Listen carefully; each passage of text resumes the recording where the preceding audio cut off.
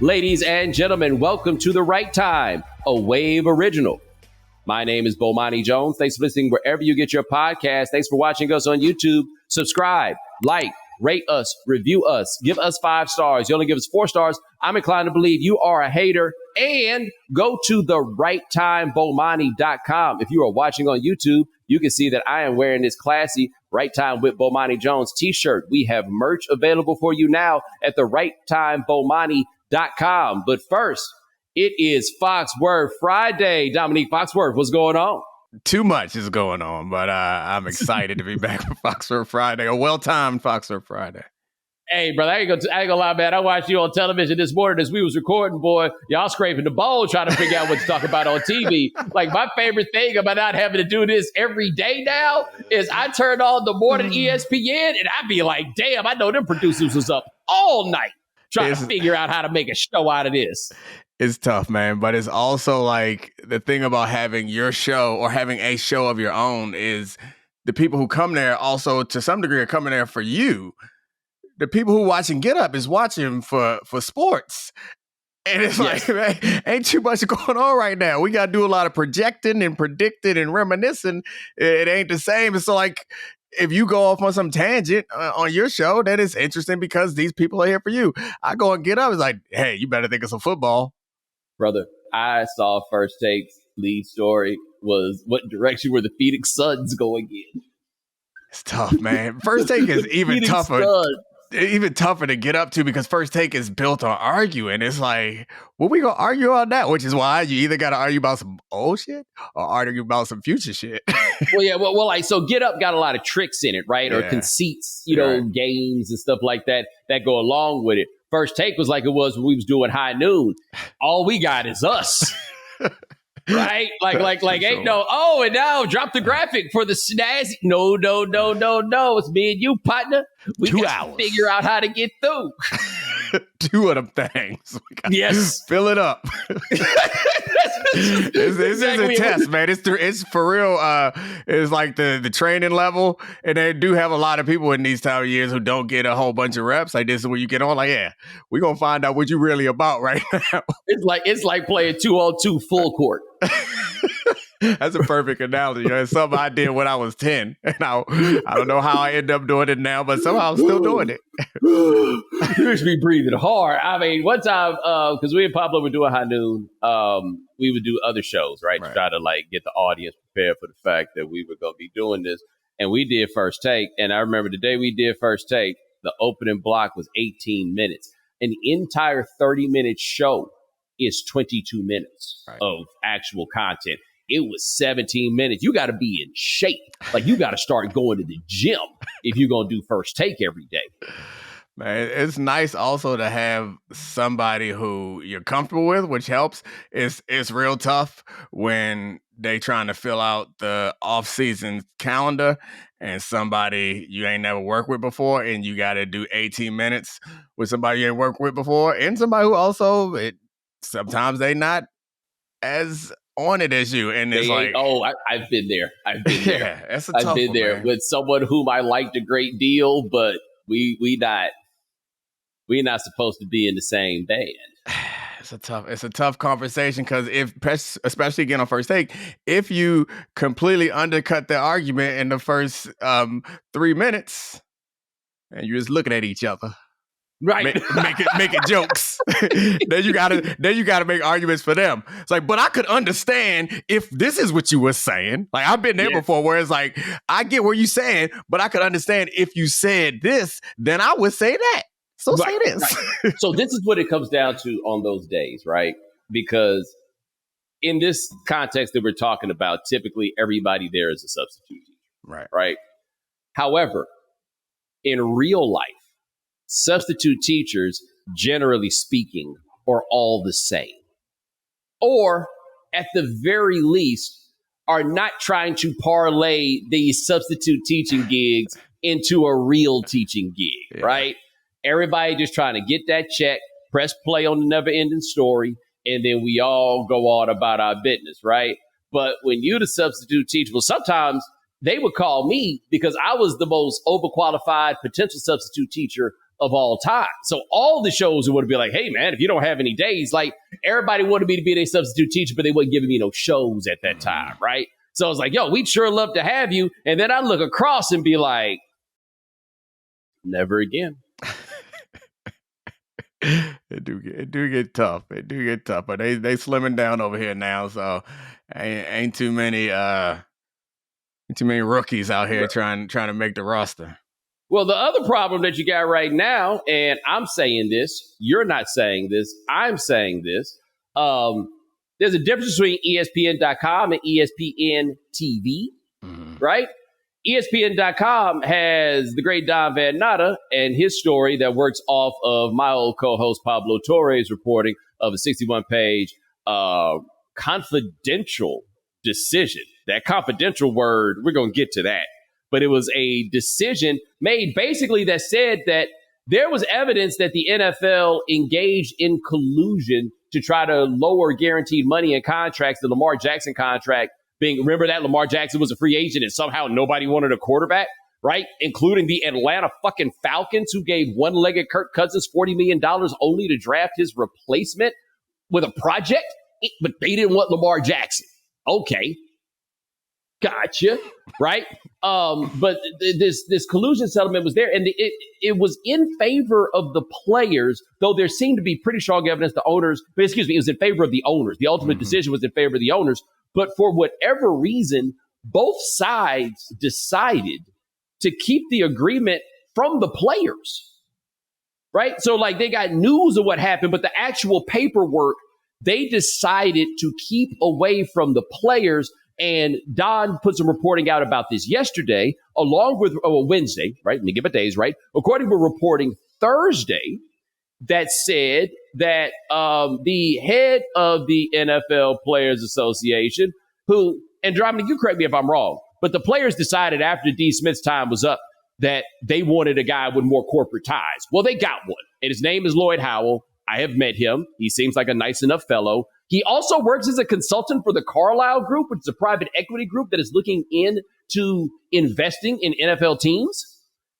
And somehow he does both of these jobs, which seems like a staggering conflict of interest. But he continues to do both of these jobs. And I do believe there was a time where this may have been closer to red letter news on television, but that's not what we're doing on television anymore. Like, we scraping the bowl for content. It's right here. This story is staggering.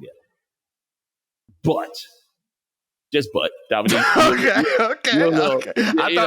thought that was a pregnant pause. Just the but. Just the big old but. So I'm leaving you. You know what I'm saying? Yeah. Like that's all it is. Now, Dominique, you worked with the union. Yeah. You've worked with the NBA player. NBPA. It's not the NBA PA. It's the NBPA.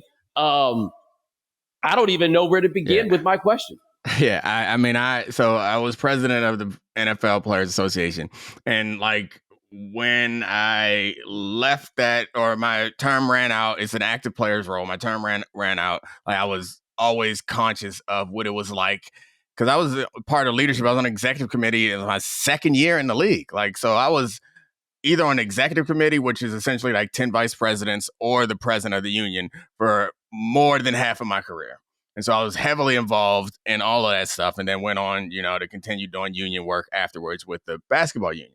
And one thing I always was aware of was how frustrating it was when outsiders who weren't in the union would like make comments. So I've always been really conscious of that, and like never, even through DeMorris's term and Gene Upshaw when he was there, I had obviously disagreements when I worked with both of them, and disagreements, things that happened afterwards, and I never really talk about it because it's like, this is the players union, the active players. They got to take control, and I don't think it really helps if I, a former president, is like am making my feelings felt about it. But man, I can't.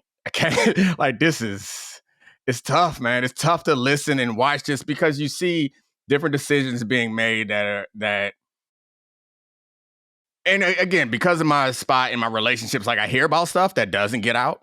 And so I shut my mouth and whatever's like, as long as the right players know if they're going to take action, they're going to take action. And I've seen players take over the union and take lots of action. Like when Gene died, a few players had to step in to ensure that the election process was fair. Like the players aren't afraid, they aren't dumb, they aren't lazy. And so I don't want to assume that they are by feeling like they need me to come out and say something.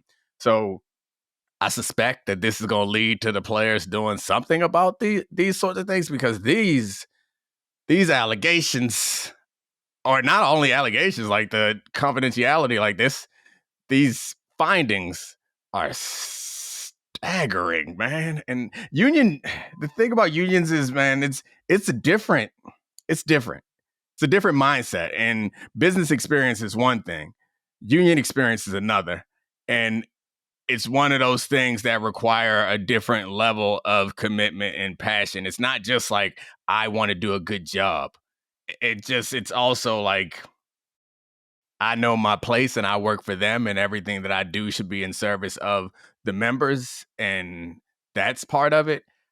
So anyway, I don't want to get on a high horse and soapboxy, but like there are plenty of decisions that were made that seem to like take some power away from the players, which leads us to this situation where there are things like this that could be happening that just drive me crazy. And then the Lloyd stuff is like, prior to him even being hired, it's like the stuff that's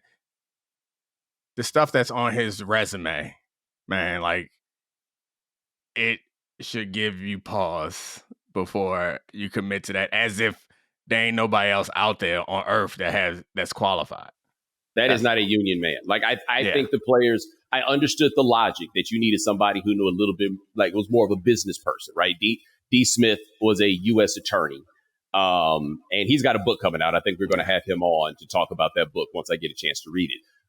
But he was a U.S. attorney, right? But to me, and look, while that is not a business job, that is a job that comes, one, I think, with the ego of a U.S. attorney. And I don't mean that negatively, but U.S. attorneys run shit in their world, right? But also that's a wheeling and dealing sort of position, and you got to know the politics and everything else. And D is not flawless, certainly, but I think that is a profile that I think is in line with being somebody to run a union. Lloyd is not a union man. Like from meeting him, I met him during the writer strike, right? The WGA strike a couple of summers ago. And I spoke before a picket line, which was a very interesting experience because it gave me the juxtaposition between Lloyd and Marty Walsh, who is now the head of the NHL Players Association. He had previously been the mayor of Boston and was the Secretary of Labor under Joe Biden. And Marty, because he's very much a Marty, Dominique. He's very Boston. He is a Marty. And Marty, man, I think I had to talk after Marty. Yo, that was like going on after DMX. Like, what are you talking about? Like, I don't even know what to say. You know what I'm saying? That was a union man. And you kind of hear it in the spirit of what it is. And a union man is typically a fighting man. Yep. The NFL union to me is interesting for a couple of reasons. One, all these sports unions are interesting because they're unions of rich people, right? Or at the very least, well-paid people. Mm-hmm. I think we'll put it that way, which means you don't get that much sympathy. I mean, this country has just turned away from organized labor completely, but it's a limited amount of sympathy that you get from the people. And like the compromise deal isn't necessarily that bad, right? But the NFL players are interesting because I don't remember the exact quote. I believe, Dominique, you will know what I'm talking about, but it's to paraphrase Gene Upshaw. I fought one time and I went up that hill and I turned around and I was by myself. Yep. And Upshaw concluded then that the game was not to fight as much as the game was just to get as much money for his guys as he could possibly get. The baseball union was historically the fighting union. Right.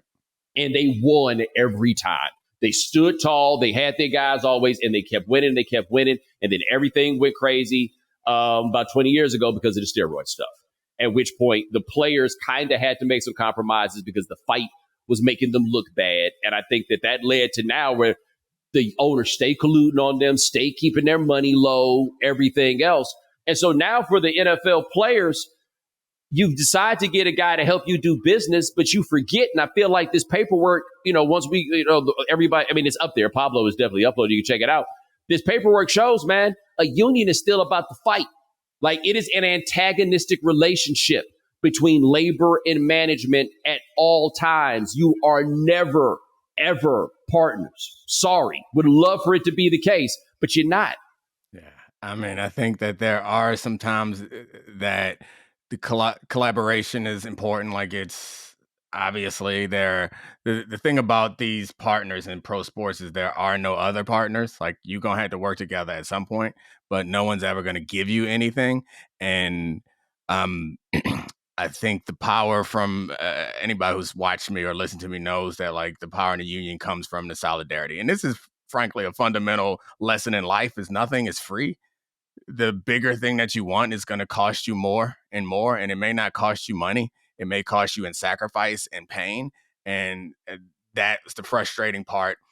One of the more challenging parts about being a union leader is when you are the union leader, it's possible that you can lose sight of your role as an employee, like your executive director, whatever, your president, whatever, your executive committee, whatever. Like, it's an upside down pyramid. You work for everyone else, and showing up and telling people what you're going to do or trying to find the easiest route. Like, no, you work for them. And it's not only because, like, fundamentally that's who your boss is. It's also because that's where your power comes from. It works to your advantage. If for some reason you've created a structure where they feel like, which is part of the challenge when you hire somebody from the outside and from an entirely different world, is you're hiring them because you're like, he know what he's doing, he can take care of it.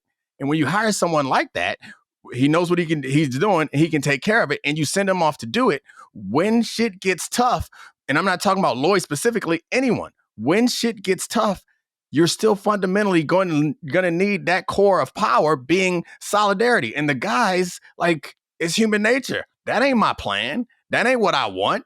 Then they disperse. Like, I think that's like the downfall of any union, or the challenge of any union, is forgetting that the executive director and the president and anyone leadership, like, it's based on solidarity, and it's based on a willingness to sacrifice. And there's no other way around it. There's no other way to create real leverage other than that. And once you lose that, you're in a tough spot. And it takes a while to rebuild. Like, to your point, the baseball union, like, that was built on, and the dynamics are different in different sports, but that was built on an understanding that this is the culture of the place. This is your place.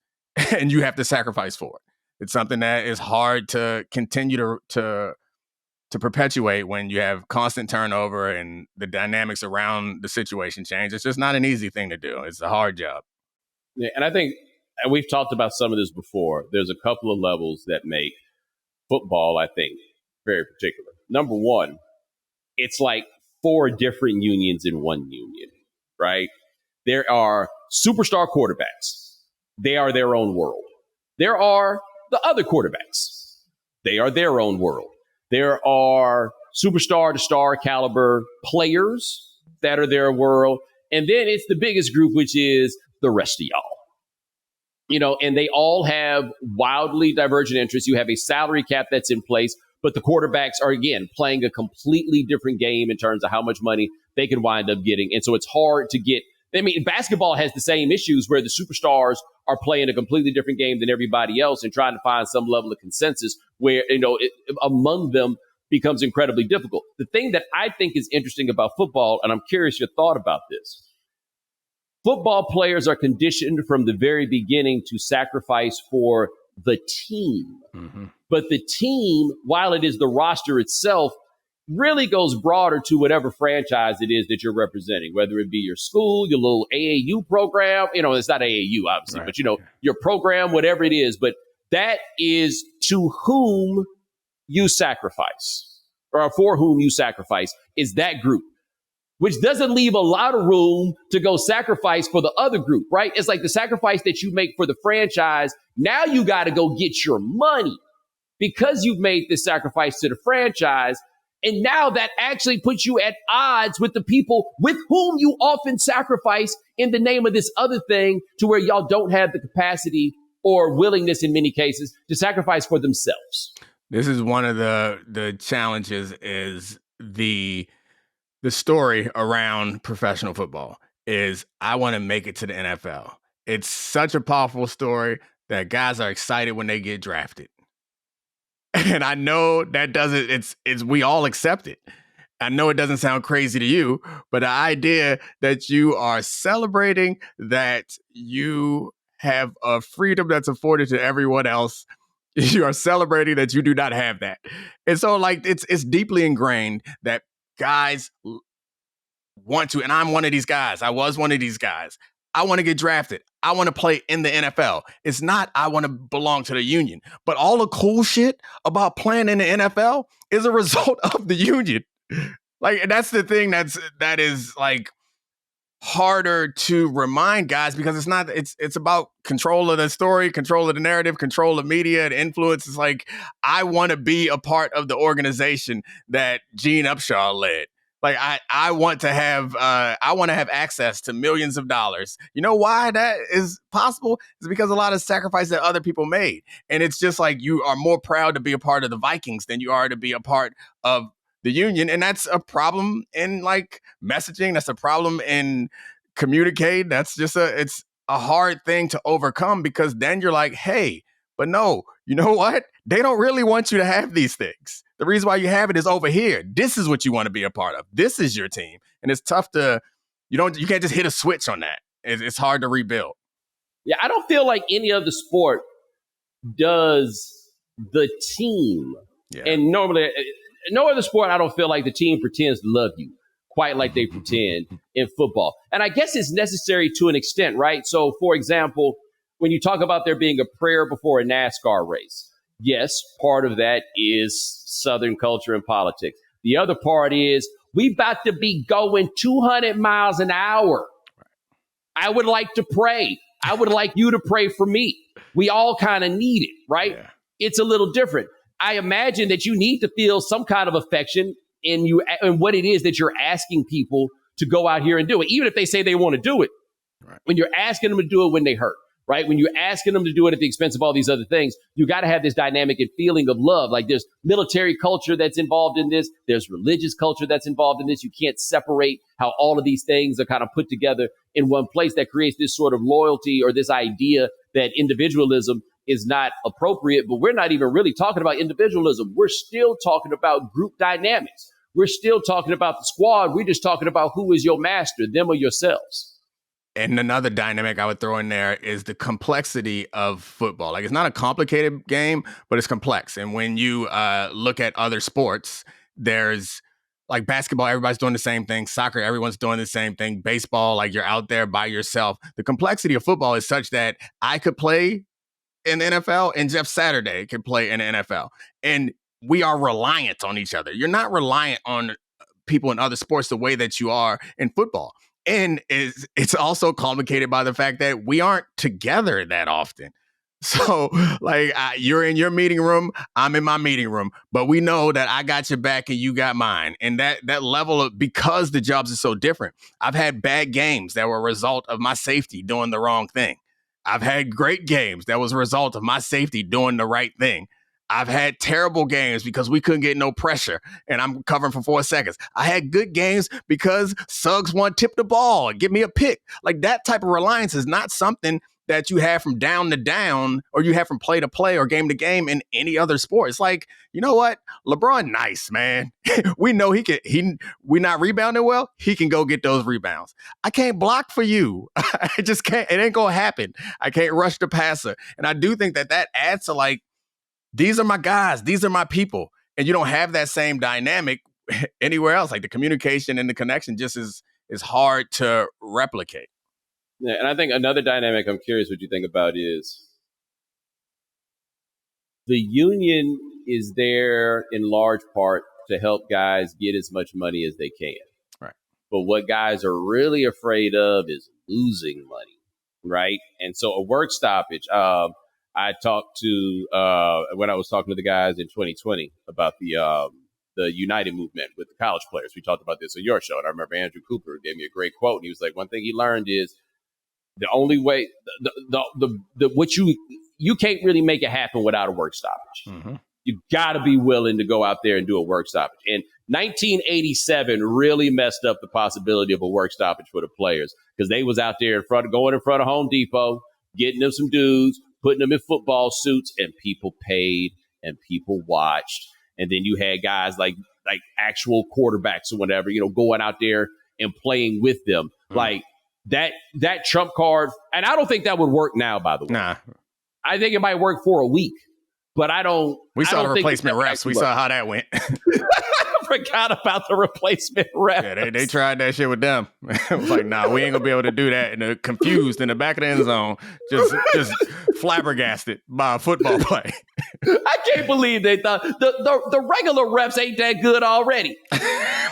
It's like, let's get the second ones. like that. The reason why semi-pro football, and I'm calling the new USFL, I'm calling the XFL, all of those, they won't work because there's not enough quarterbacks to go around. Mm-hmm. Right? Like, you see what happens in an NFL game when you go to any backup. You see what it is. These cats can't even get those jobs. It's not. I think you're right. Your point about losing money is a big one, because you can striking when you not gonna make $30,000 is different than striking when you gonna miss out on $15 million. And like, I understand that makes sense. Understanding the other thing that people who haven't been in unions misunderstand is they think the job of leading a union or being a part of the union, particularly leading it, is about in-room negotiations. It's like, who's the best negotiator? Negotiations is not like what you see in the movies. It's not like capably playing hardball or doing some tricky play with words to dupe somebody. Like, negotiations is years ahead of time. It's creating leverage and power. And that leverage and power takes time to create and requires connection. And I think that's why, like, politicians, I think probably when they did the search for Lloyd's replacement, they called and asked me if I had recommendations for the types of people to look for outside of athletes. I was like, yeah, like, politicians are the type of people that pound the pavement and are constantly campaigning. Like, you got to go to see these guys. You got to be accessible to these guys, and you have to be responsive to them. And it has to be over decades, or at least years, before they feel like this is mine. And then when they feel like this is mine, you then engender the type of commitment that we talking about, where a guy will tear a damn ligament and continue playing. Like, it's in these guys. Obviously, they're capable of it. They demonstrate it for free. Frankly, like, it's not going to change the money that they're making. They demonstrate it week in and week out.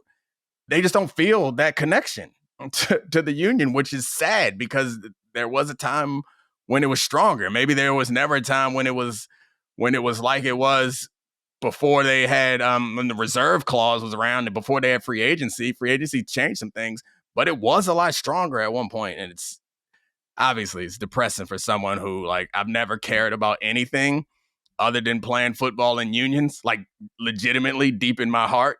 And it makes me sick, man. It makes me sick to see that we're in a situation where we got right now three stories in a matter of a couple months that just, frankly, embarrassing. Yeah, and I'm going to make one point before we go on this break that I think people need to remember about the ability to stand tall in those moments. Some significant portion of the league, I don't think it might be 50%, but that feels a little high, man. But a big part of this league, a plurality of it, is making the minimum. And let's call it, I don't know what the minimum is now, but let's just throw it out there and call it $600,000. $600,000 a year is a lot of money if you've been making money and get to the point of that. But if you are 24 years old, 25 years old, and you've just been making this a couple of years, I know what you're thinking. Well, you can stack up your, okay, whatever. Yeah, you're right. Nobody's saying you're wrong, right? You can stack and be ready for this. But no, that's not how it goes. Like, cats can't always stand tall. No telling how many bills they paying for other people, what the obligations or everything else. So it's a tough game, but it is a bad look right now for the association. And we'll be back to talk about things that are better looking, like ourselves. Nothing beats relaxing on a hot summer day and watching baseball. And the simplest way to get in on the action is to download the Pick 6 app from DraftKings. It's crazy simple. Just pick more or less on the stats for two or more of your favorite players, and boom, you're in the mix for big cash prizes. Nail your picks and you're heating up. Pick 6 brings upside with payouts up to 500 times. Pick 6 from DraftKings is the most fun way to play fantasy sports. Download the DraftKings Pick 6 app now and use code Bomani. That's code Bomani for new customers to get a special sign-up offer. Better payouts, bigger wins. Only with Pick 6 from DraftKings. The crown is yours. Gambling problem? Call 1-800-GAMBLER. Help is available for problem gambling. Call 888-789-777 or visit ccpg.org in Connecticut.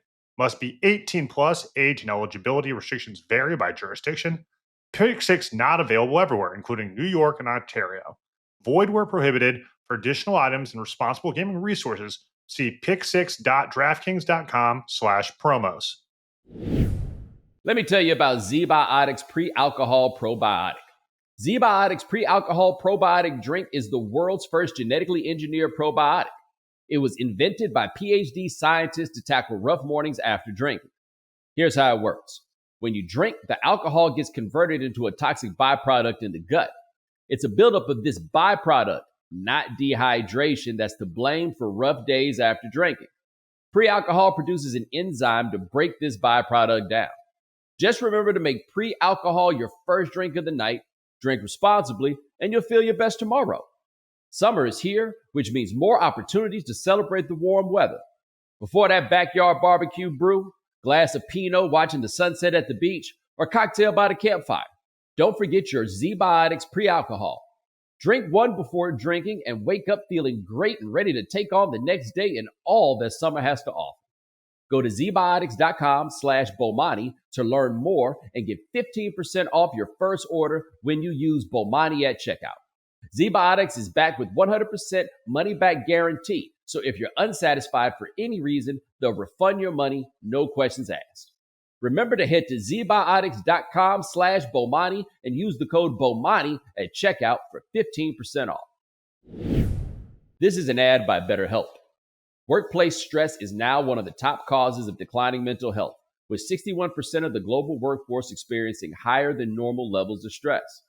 To battle stress, most of us can't wave goodbye to work, but we can start small with the focus on wellness. A holiday is great, but it isn't a long-term solution to stress. Don't forget that therapy can help you navigate whatever challenges the workday or any day might bring. With over 30,000 therapists, BetterHelp is the world's largest online therapy platform, having served over 5 million people globally. And it works, with an App Store rating of 4.9 out of 5 based on 1.7 million client reviews. It's convenient too. You can join a session with the therapist at the click of a button, helping you fit therapy into your busy life. Plus, switch therapists at any time. As the largest online therapy provider in the world, BetterHelp can provide access to mental health professionals with a diverse variety of expertise. Unwind from work with BetterHelp.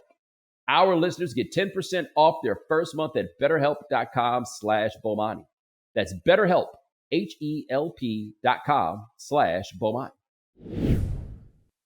Dominique, I do want to talk about this right fast because we're in that time of year. This happens every year where the new round of NBA extensions come and people start seeing those giant numbers and they can't believe that, for example, Devin Booker can get $75 million or something like that in a season. They can't believe that Chet Holmgren gets the 5-year, damn near $250 million extension. Everybody gets so shocked every single time, and they're not doing it out loud this time, but nobody's madder than football. That's a traditional situation, man. We always get mad because we see their numbers and they're fully guaranteed and they are so enormous, and we like, but y'all like our game more. Why we don't got those numbers? There's a number of dynamics that impact the way that it happens. But yeah, they ain't doing it yet, but they're going to do it. They deserve to. Go ahead. Well, I mean, look, it's the reason why they can do that, because I just told you they'll go to Home Depot and put some dudes in some Steeler suits, and they'll treat them like Jack Lambert. It's gonna be the same damn thing. Like, it is. The dynamics of it are so fascinating, though, right? Because it's 15 guys on a roster. That's a major part of it. I think the part that is undersold in this discussion, they play 82 games. That's 82 opportunities to sell tickets, right? That's 82 opportunities to be on television. And yes, football has bigger stadiums and they have bigger numbers when they go. But the reason baseball players make all this money, they sell 162 episodes per team of their television show, right? That's where it winds up going. That being said, Devin Booker's getting $75 million a year. You wonder why LeBron ain't taking a penny less than the max every time out. Your television show analogy, like, it's a perfect one, because I would say that their television show also requires stars in a way that, like, professional football is closer to a reality show, and that it's like, all right, we are here for the competition. Whereas a lot of times in basketball, you see it reflected in the way that the ratings are tied to the games. Like, we'll watch anybody play football. Like, we'll watch the bad teams play. They put up playoff level numbers for other sports to watch two bad teams play. And basketball, it's not like that at all. It's like, ain't nobody even gonna watch it if you putting out some garbage. But I think the football players still have an argument, because the revenue generally dwarfs that. Understanding all that doesn't matter. It's like what you can leverage for. And the baseball conversation is always an interesting one, because it's, I guess, the last remaining completely uncapped sport. But what's happened with baseball seems like we're not going in a direction where more revenue is going to the players. No, it's been dropping. Yeah. Forever. So while we keep getting excited about how huge these contracts are, they're getting it off somebody's ass. Yeah. The percentage of revenue is going down, going to the players. Well, the trade of an uncapped sport is an unfloored sport. Yep. And that is the one thing that the union in football in particular has done a great job on, is raising the floor, right? Now, granted, teams will consistently go under the floor, but once you do, you then have to write a check, and that money, the teams have to write checks, and then that money gets dispersed to the players. But yeah, that's the problem with baseball. They be over there cheating, boy. Who them owners be over there cheating, and the people don't care, because they like, you getting paid to play a kid's game. And look, you might say baseball is a kid's game. That's fine. You want to say basketball is a kid's game. That's fine. But ain't nobody confusing playing football with throwing jacks. You know what I'm saying? Ain't nobody talking about football like it's hopscotch. Who the fuck came up with that stupid shit in the first place? You get paid to play a kid's game. I tell you who came up with that. Haters. Haters is who came up with that. And who cares what you get paid to do, whether it's a kid's game or not? You like it. It's valuable. I'm valuable. Give me my money. Call it what you want to call it. Like, that to me, it's disrespectful. And just because you enjoy your job doesn't mean that you shouldn't get fairly compensated for it.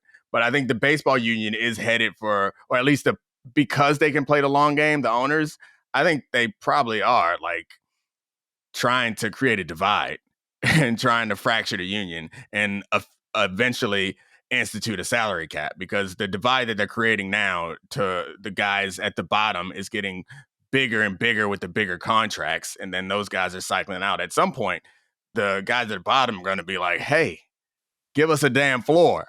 And then the owner's going to be like, oh, you want a floor, do you? If you got a floor, you know what you need above that floor, right? Yeah, they're like, who said that? Who said that? Which one of y'all said that? Yeah. Right here? Right here? Yeah. Stand up, young man. What was your name? That was a great idea. Yep. Who else thinks that's a great idea? And then he'd look around, there's a bunch of guys who are right next to him like, yeah, these numbers ain't right. But ultimately and also... And then Shohei Ohtani back there like, hey, I speak English, okay? All of a sudden. Right? I don't need no interpreter. He gonna be in that motherfucker sounding like J.P. Morgan, like E.F. Hutton. but that's where the lottery mindset prevails. You know, it's like everybody think they're gonna hit the lottery. That's where, because no one, while we did raise the floor, no one in those conversations is raising the floor for themselves. You're like, let me get this floor for these guys, man, because I'm gonna be nice. I'm gonna hit that contract. Nobody is considering for themselves. So that's another challenge for the future that both sides want to create. What a time, man. Like, I just find myself all the way around on the what a time. I want to throw something out here that I just saw here and thought about, and I hadn't asked you about it. And, like, I'm not always the best at empathy.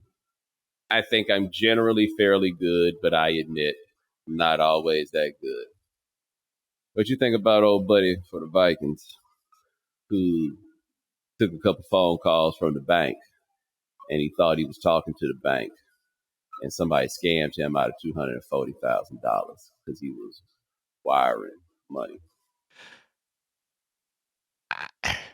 You can have sympathy without having empathy. Yeah, and hold on, let me get the people caught up, right? This is from ESPN.com, quote, per the affidavit, and the player's name is, sorry, I got to do this to you, partner, Dallas Turner. I'm pretty sure he played at Alabama. Per the affidavit, someone impersonating a banker at J.P. Morgan Chase called Turner on February 19th and claimed, quote, claimed someone was attempting to impersonate Turner at a Chase branch in Arizona and presented 2 copies of ID to execute a wire transfer. The caller instructed Turner to transfer money to 2 separate businesses to prevent the attempted theft. Turner then went to 2 Chase branches to transfer $120,000 each to Island Food Truck LLC and CNLFL LLC. Hold on. Turner, who's 22, later realized, quote, he may have been a victim of a fraud scam after discussing the matter with a family member, according to the affidavit. And I want to interview with that family member. I got to say this. And I get why it's hard to be empathetic or sympathetic in that situation. I have not gotten scammed like that. However, I've gotten pretty close in the past because what happens is, fortunately, I made the calls beforehand. What happens is they send you into fight or flight. It's like if you get a call that feels credible or a letter or something feels credible that someone is trying to, you're like, oh, I got to stop this right now. What I need to do? Like, I could see that happening. So I don't have as much trouble showing empathy for my guy. But well. Number one, I think he needs to file a lawsuit against whoever his cell phone provider is, because I would like to think the scam likely would pick that one up, right? Like I would like to think that part. I'm just going to throw this out here because as I talk about it, I do develop more empathy and sympathy for the young man, right? But when they said that you should send the money to Island Food Truck LLC.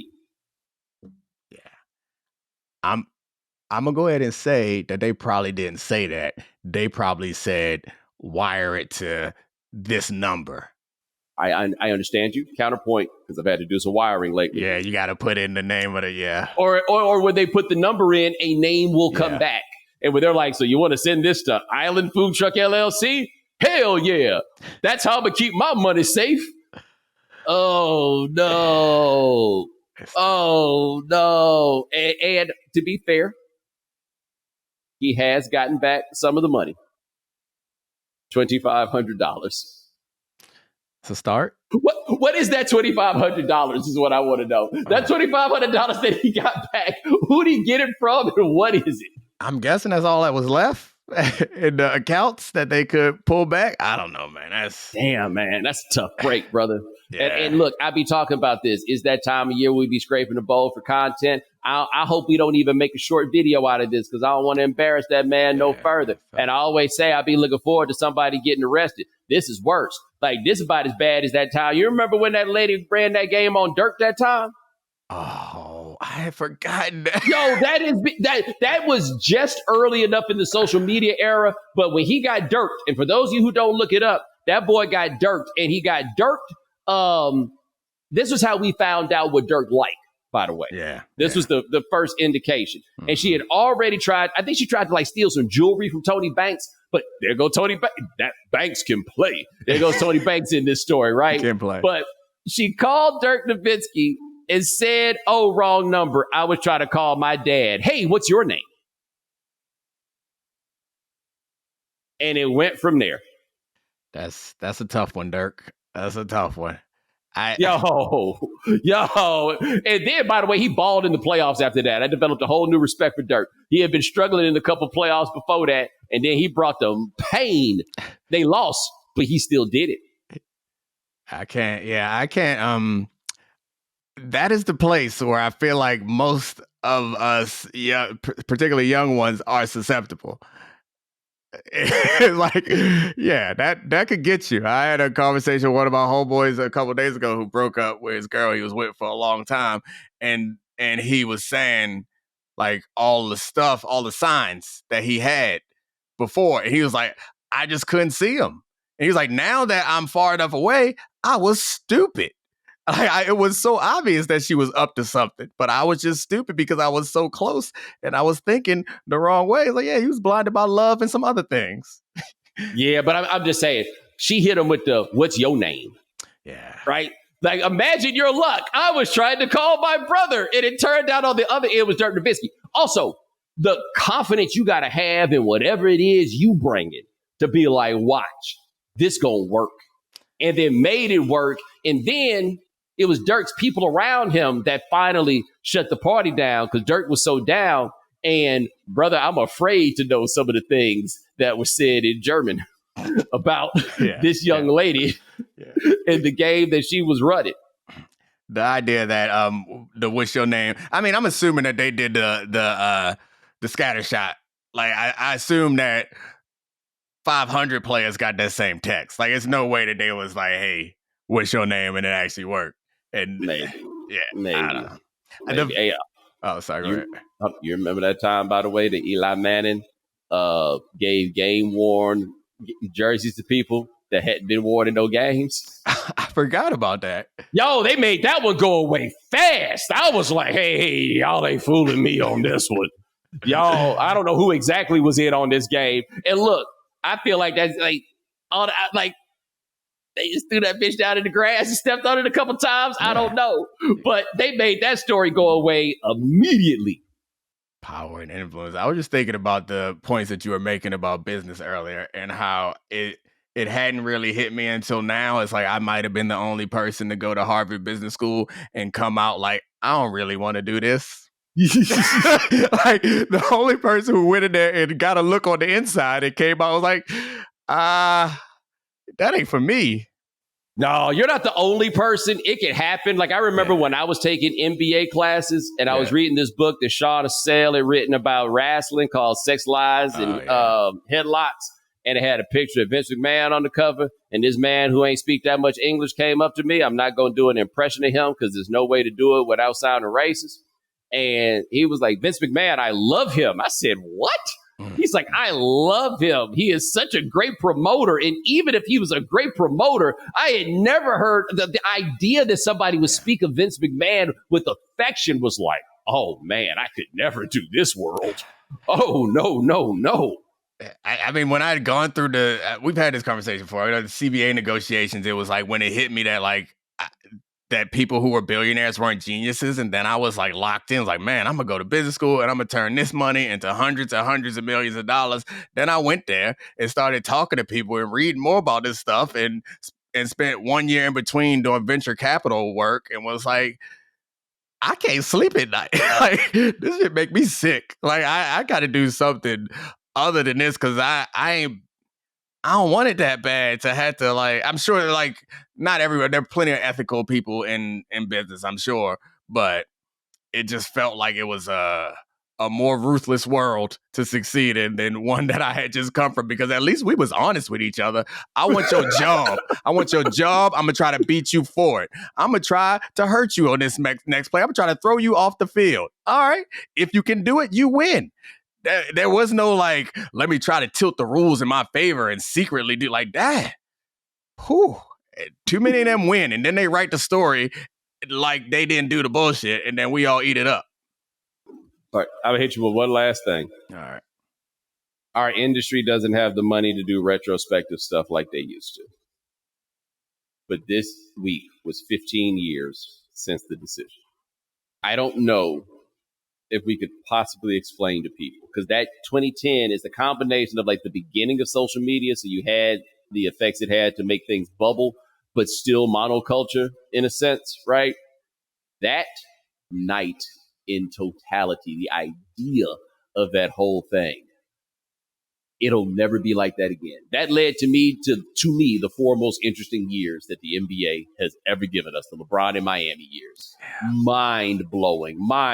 But I really do look back on it, and I was a big proponent of the decision. I was a big proponent of LeBron, and still am in a lot of ways about that. But oh my God, what a terrible idea that was! It wasn't it was. I see where they were coming from, right? But in retrospect, I'm like, David Stern had the right point. Oh, there's 30 teams, and only one of them is going to be happy. Yep. Yep. I mean, I like you. Was a proponent and am a proponent, but I imagine that they would have done things slightly differently if they had the chance to do it. But you're right. I think I watched all of their regular season games. I don't remember the last time I've watched one team's entire regular season. I feel like I watched all 82. I was on my honeymoon in the Bahamas to watch Decision, and I was like, nah, yeah, we're gonna have to take a break from this meal and walk over to the bar because they was playing it at the Bahamian bar and see where LeBron go.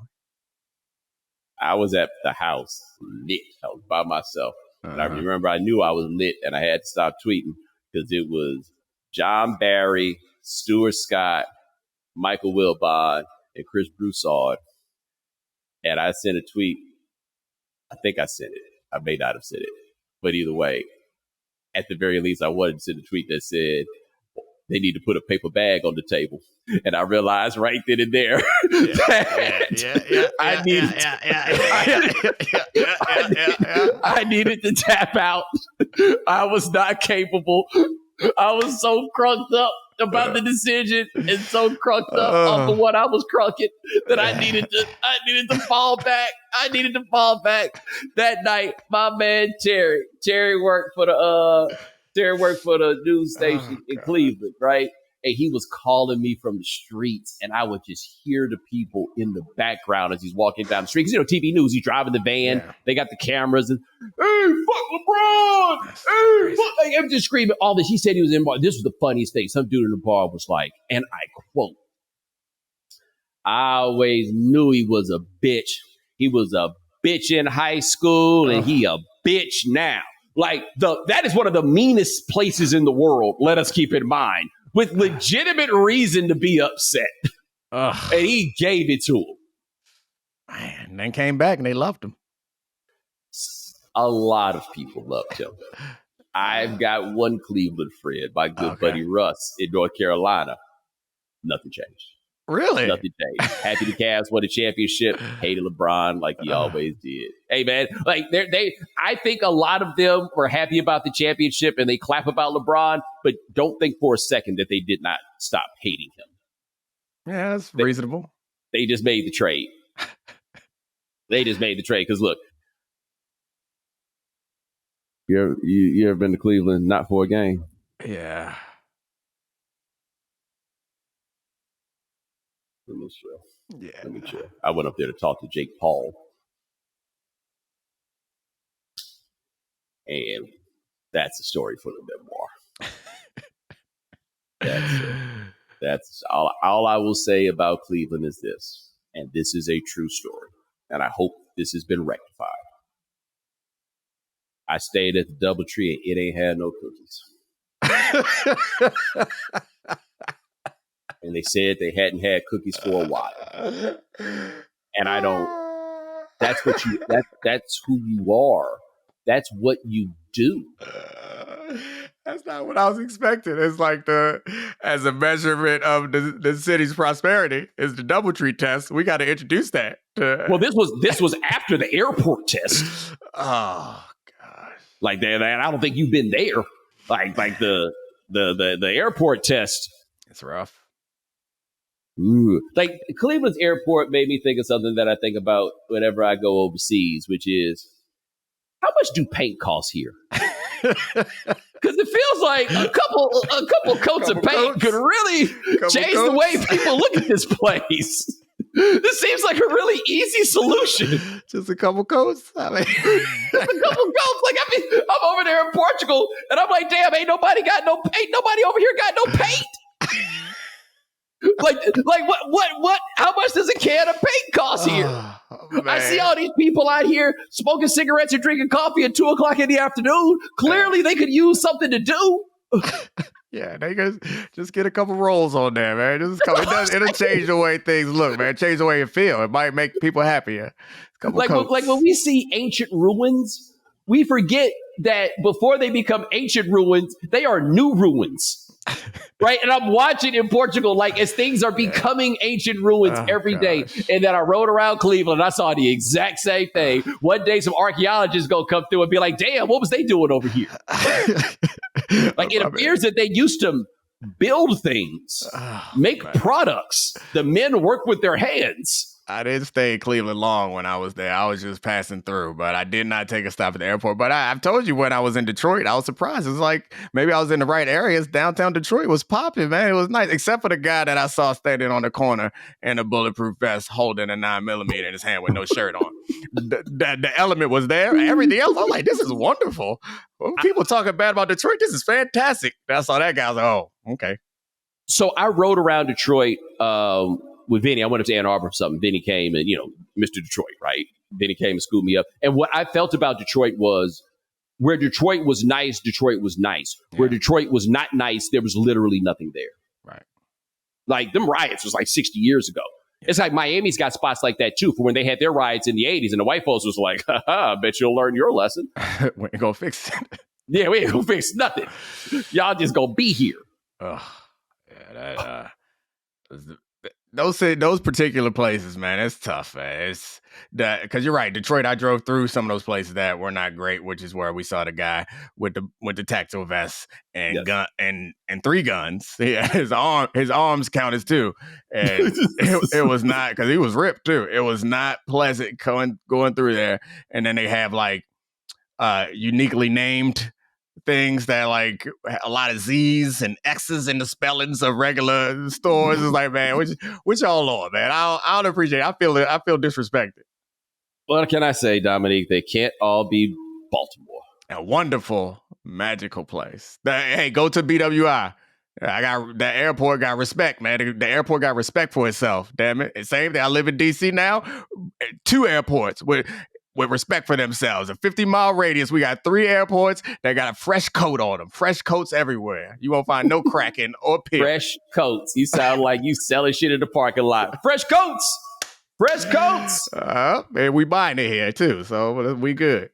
And that is Domonique Foxworth. Check him out on the Domonique Foxworth Show, where you can find an episode with me, Dominique, and Spencer Hall talking about college sports and payments. Available where all fine podcasts are given away for free. My brother, I appreciate you. Appreciate you. And ladies and gentlemen, thanks so much for joining us here on The Right Time. We do this 3 times a week. Ryan Brumley handling everything behind the scenes. Thank you, sir. Remember, follow The Right Time. Subscribe, like, rate us, review us. Give us 5 stars. You only give us 4 stars, I'm inclined to believe you are a hater. And we got something interesting starting for you next week. If you want to tune in and check that out, now you can take it easy.